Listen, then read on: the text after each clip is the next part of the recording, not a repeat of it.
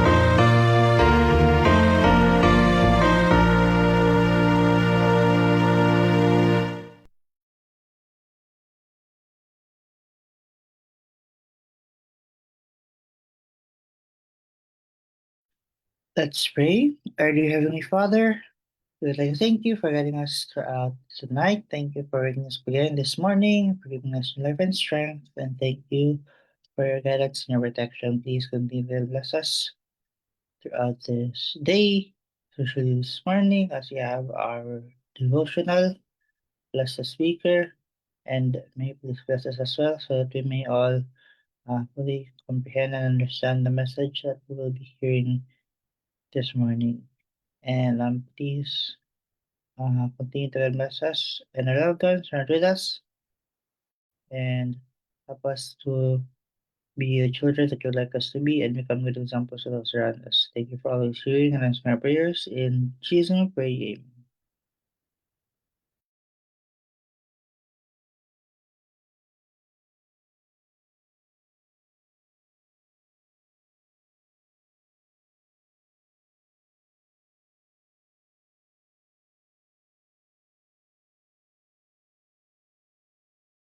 Yan, so magandang umaga po sa ating lahat.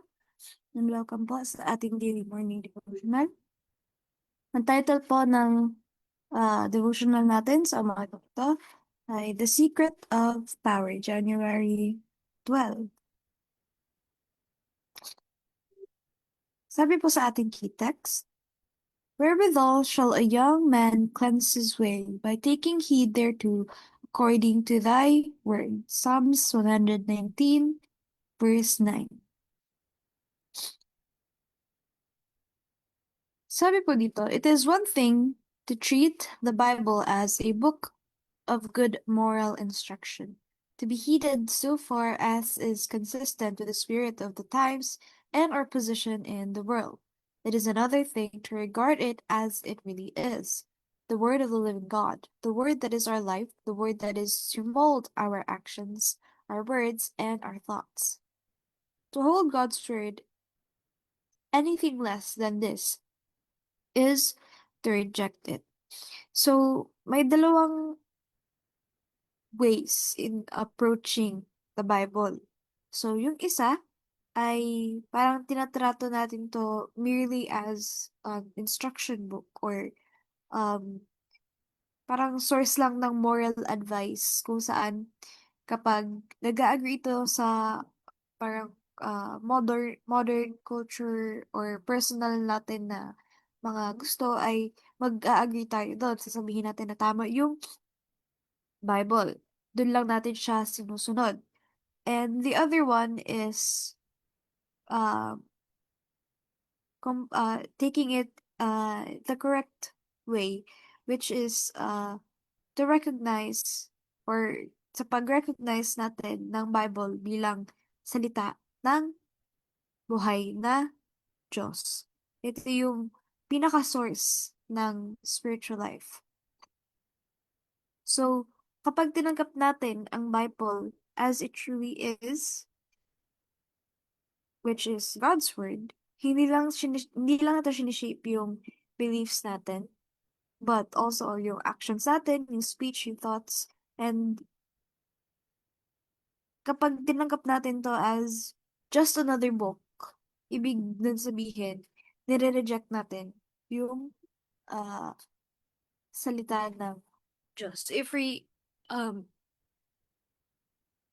kung hindi natin siya tinatanggap bilang salita ng Diyos, and we just see it as another book, ibig nang sabihin, nire-reject natin yung Bible. So, maraming tao dito sa mundo, na palaging ginagamit yung Bible para uh, i-support kung ano man yung pinaniniwalaan nila. Pero hindi talaga nila hinahayaan na mabago or ma-shape ng Bible yung buhay nila. So they just use the Bible para lang sabihin na, oh, tama nga yung pininiwala ko sabi sa ganitong sa Bible. Pero they have taken it out of context. Ginagamit lang nila yung Bible para parang to prove a point kahit hindi naman talaga yun yung ibig sabihin ng Bible. So that is how people misuse the Bible. Kasi masyado tayong focused sa mga sarili natin and what we think is right kesa sa what God says is right.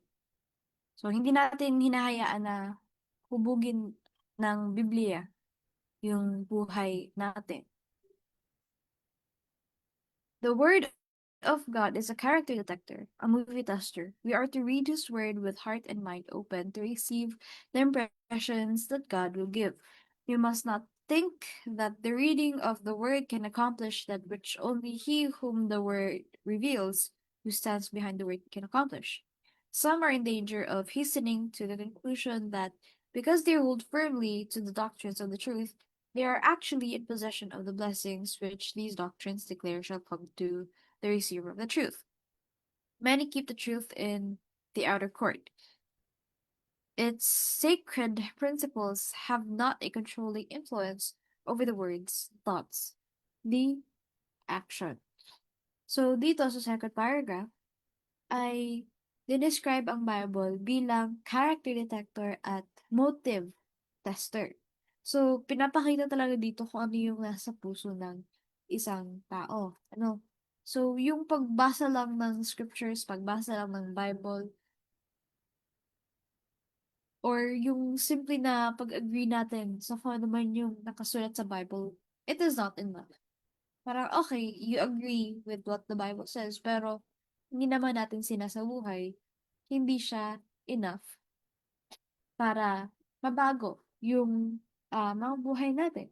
So, the power of the word comes from God Himself who works through it. And, ayun nga, maraming tao, they mistake agreement on or with the Bible or the scriptures to ano, they confuse it na parang kapag tinanggap mo or kapag nag-agree ka sa kung ano yung nakasulat sa Bible or sa scriptures, ay ibig nang sabihin ay na-transform ka na. So, yan yung misconception na that most people have. So, just because you agree with something uh, doesn't mean that it has transformed your life or magkaroon tayo ng spiritual transformation. So, ayun nga no, they may know the correct doctrines, pero hindi nila na-experience yung promise ng blessings ng Panginoon dahil hindi naman nga na-shape ng katotohanan yung buhay nila. It does not govern their daily living, their behavior. Ganyan. So, um, it is more parang agreeing with the Bible is not, hindi lang siya doon nagsistop. So, kailangan, if we agree with the Bible, kailangan natin hayaan na i-penetrate nito yung buhay natin para makita din sa atin yung ugali ng Panginoon so that we may also lead other people to Christ. In this perilous day of evil, when allurements to vice and corruption are on every hand,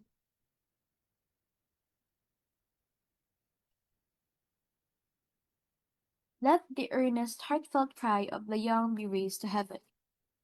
Wherewithal shall a young man cleanse his way, and may his ears be open to his heart, inclined to obey the instruction given in the answer, by taking heed thereto according to thy word. The only safety for the youth in this age of pollution is to make God their trust. Without divine help, they will be unable to control human passions and appetites. In Christ is the very help needed. So, dito naman sa paragraph to, it focuses sa ating mga kabataan who are living in a morally dangerous era or panahon talaga. Kasi napakarami ng false ideas, false doctrines, mga wrong ideologies, mas madaming temptations because because of technological advancements, syempre mas madami na din yung temptations. So we are surrounded by it, and mas lumala yung corruption, dahil alam natin yan, and badly needed ng divine guidance ng mga kabataan para magkaroon tayo ng pure lives. So, kailangan ipakita natin sa ibang mga tao, especially sa atin din na mga kapwa din nating kabataan na there is more to life than their routine. Kasi marami kang makikita sa social media kung saan their life just evolves around living. Yung routine nila, gigising, papasok, etc. Uuwi, pagod, ganun. And maraming kabataan ang laging raise ang question na what is the meaning of life? Mga ganyan. So, kailangan ibahagi din natin sa kanila yung nalalaman natin para makita nila kung ano yung purpose nila sa buhay, which is to serve God. Kasi kung, kung ma-experience natin, medyo empty nga kapag wala kang purpose sa buhay. Kapag nagre-revolve lang yung buhay mo um, sa kung ano man yung ginagawa mo. And wala kang spiritual na, ano tawag dyan? Na, pag wala kang spiritual life, parang half empty ka. Ganyan. So, tayo bilang mga kabataan, yan yung mission natin dito na ipaalam sa mga kapwa din natin kabataan na there is more to life than just living their routine. So, in order, ayun nga, sabi dito, di ba? Wherewithal shall a young man cleanse his way? Ang sabi ng Bible, it is by living according to God's word. So, ayun nga.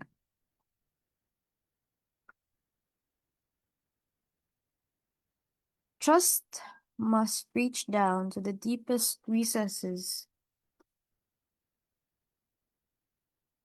of the soul and cleanse away everything unlike the Spirit of Christ, and the vacuum be supplied by the attributes of his character, who was pure and holy and undefiled, that all the springs of the heart may be as flowers, fragrant with perfume, a sweet smelling savor, a savor of life unto life. So, ito yung ultimate purpose ng katotohanan, deep inward transformation. So, yung katotohanan, it must penetrate our souls, yung kaluluwa natin. And that is by removing everything that is unlike Christ. So, kapag hindi siya Christ-like, syempre, kailangan natin siyang baguhin. And yung pagka-cleanse ito, yung pag-remove ng mga bagay na ito, ay hindi lang siya sa pagtanggal ng kasalanan. So, it's not only negative, but it is also a positive. It is by filling our hearts with Christ's pure and holy character. So, kapag nangyari ito, ang buhay ng isang nananampalataya ay naturally will reflect Christ's character, which is, katulad ng kinompare dito, or, yeah, which is like fragrant flowers na nagpo-produce ng buhay at nagbibigay ng spiritual blessings sa ibang mga tao. So, tinuturo sa atin dito, na ang salita ng Panginoon, it is not meant to be treated as an optional guidance or instruction book lang na pwede nating sundin o hindi natin pwedeng sundin. The Bible is the living word of God, which is to test our hearts and transform our characters and govern every aspect of our life. So kapag hindi natin hinahayaan na penetrate ng Bible ang ating mga puso, ibig nang sabihin, hindi talaga natin tinatanggap ang salita ng Panginoon. And that yung totoong pananampalataya ay hindi nakikita sa pag-agree lamang sa kung anong sinusulat ng Bible, but also by living and ayun nga, once again, by letting it penetrate our lives. So makikita yun sa ating behavior and etc. So, dito na po nagtatapos ang ating devotional para sa umagang ito. May everyone have a good day and God bless.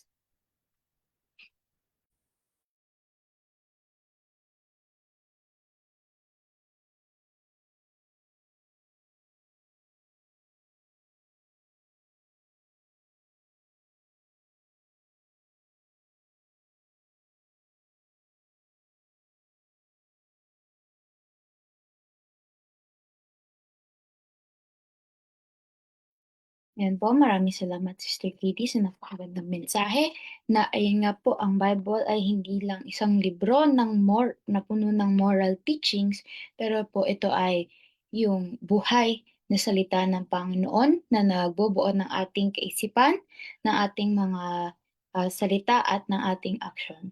So pinapakita nga po dito na ang tunay o ang true character at siya, tinetest din po ang ating mga motives.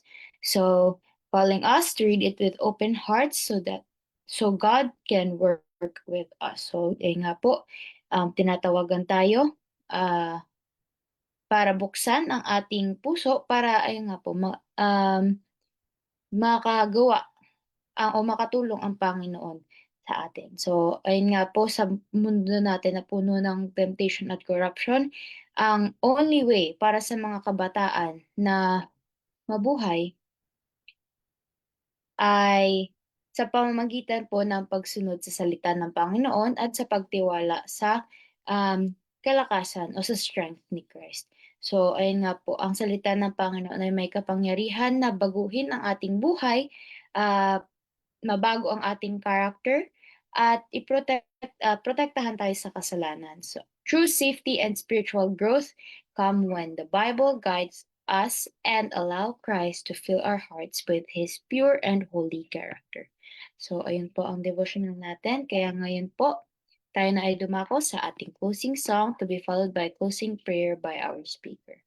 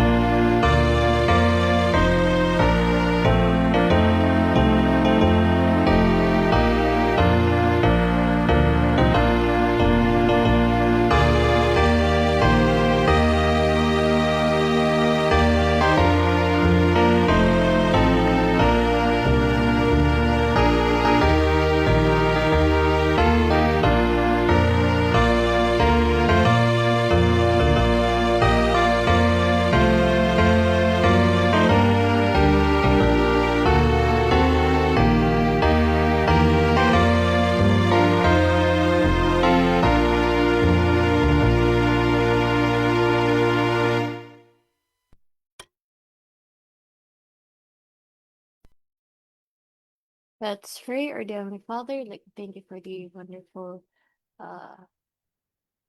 night's rest that you're with us. Thank you for waking us up again and giving us your life and strength, and for the opportunity to be having another devotional.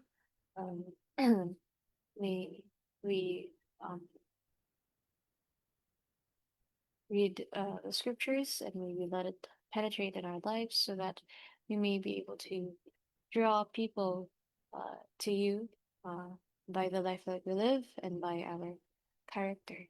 And we also ask for your guidance for our loved ones who are not with us. Please also heal the sick. Please touch them with your healing hands. And please forgive us from the sins that we have done. Thank you for hearing and answering our prayers. In Jesus' name we pray. Amen.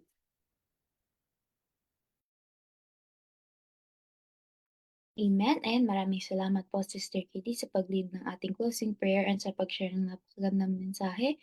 And maraming salamat din po sa mga nakasama natin dito sa Zoom and sa mga nanonood po sa Facebook Live. Sana po ay samahan nyo kami muli mamayang gabi para po sa ating daily evening devotional.